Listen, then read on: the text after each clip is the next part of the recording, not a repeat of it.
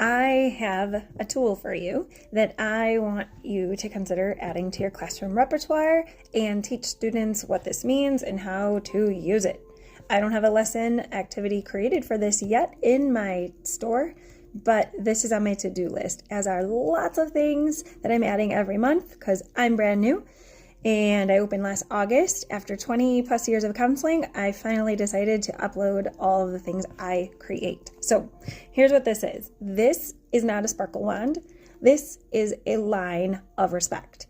This idea came from a metaphor, you've crossed the line, which is very simple to understand. Even my daughter, when she was 2 years old, was able to understand, you've crossed the line.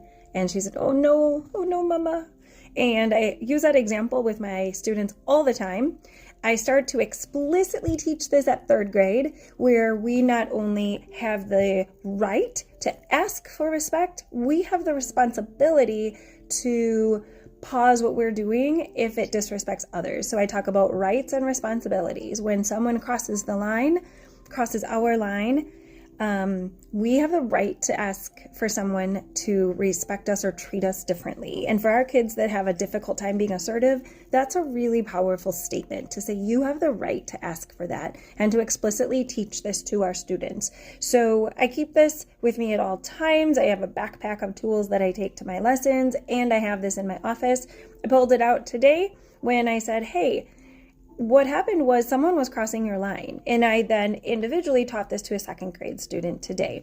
So using this as a powerful visual tool in your classroom to even after you taught the idea that we all have a line of respect.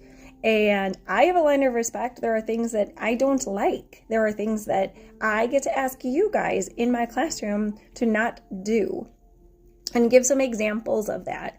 Ask the student what types of things cross their line and give this to a student. They hold it and say, it crosses my line when people blah, blah, blah, blah. Students are typically really able to come up with appropriate and buildable examples of this. And then once you have taught this concept, keep this handy as a line of respect in your classroom somewhere. And then just kind of like,